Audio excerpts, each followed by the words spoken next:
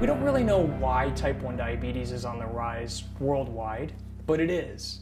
85% of people with type 1 diabetes are adults. So to call it a childhood condition is completely misleading and false. I was in Uganda taking part in a type 1 diabetes educational symposium, which was for healthcare providers. When you go to those parts of the world and you say, I want to see what's happening with type 1 diabetes, they take you immediately to the pediatrics ward because those kids and young adults usually don't survive. So it's heartbreaking because you look around and you say, you know what, in a few years the majority of these people are going to be dead. Or they're going to have terrible complications, kidney failure, blindness. And these things are preventable, and it's as simple as that. Having type 1 diabetes is scary, and it takes a lot of work and a lot of resources. When I was diagnosed, it was third year of medical school, and knowing enough about diabetes that it wasn't a good thing. Marjorie was a woman who was born in Uganda. She was diagnosed with type 1 diabetes at the age of 3. By the time I met her when she was 27 years old, it was already at the stage in which she was going to need dialysis. The seeds of Marjorie's fund were planted at that point, watching her die and realizing we wanted to prevent other people from following in her footsteps. She and so many others didn't have strips in order to prevent those types of complications. Marjorie's fund targets adolescents and adults, which is different from many diabetes organizations. She's 19. She has diabetes since 4 years. What Marjorie's fund wants to do is ensure that they're thriving, they're living full, enriched, empowered lives where they are self-sufficient and they're taking care of themselves and they're educated about managing their diabetes. We currently work in Rwanda, Uganda, the Gambia, India, and also in New York City, our own backyard.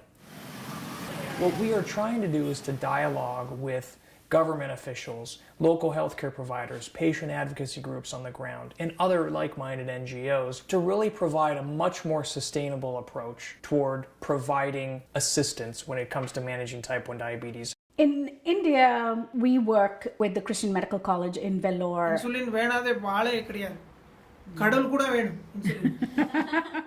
We provide support for the type 1 patients. So we provide strips, and then we also follow up with support for social networks. They live in rural areas, and even the bus fare, which might be 60 cents, is not affordable for them. So our money helps to get them to the monthly support meetings.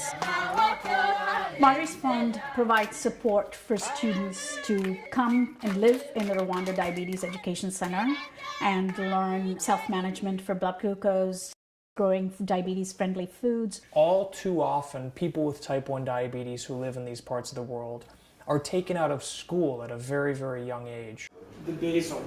What we're trying to do is to target the educational piece so that they will have learned a vocational trade, which they can then take back to their village and earn enough money to buy their insulin and test strips locally. When she graduated, she was given supplies to start up a baking business. So everybody, when they graduate, is given an opportunity to get seed funding for a small business that they would prefer to go into. I was struck immediately because I saw a mound. And so she had built this small terraced farm using skills she'd learned at the center, so she was growing her own food. She took us into her kitchen and showed us her cooking pots, which in this case she made donuts and she sold those around her village. And I learned that she was earning enough money by selling these donuts around her village to pay for her own insulin and test strips. And it was just heartwarming to see how well she was doing. Jean-Paul was from the Congo. He was diagnosed with diabetes during a very tumultuous time. His family knew that he would simply die. They had heard that there were more resources in the neighboring Rwanda. They pinned a note to his shirt that said, "I have diabetes," and left him at the border. So when I met Jean-Paul, he had gotten his graduation present of shears and clippers and was enjoying a life as his village's best barber. And he had a wide smile on his face. He was excited and proud of all that he had accomplished. Excited to show us his business and show us his clientele. going in and seeing all of his worldly possessions in 2 small bags. He was really in the most dire straits before he went through that center.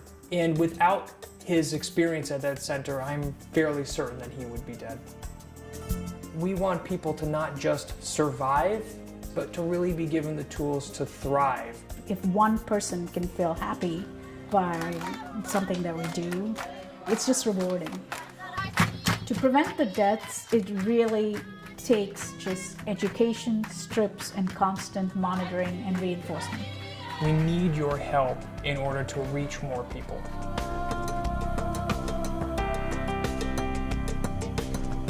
I'm honored to be able to work through her memory as we do. She never gave up hope. She was ardently advocating for education and resources. I think she would be very proud. I think that she would be very happy.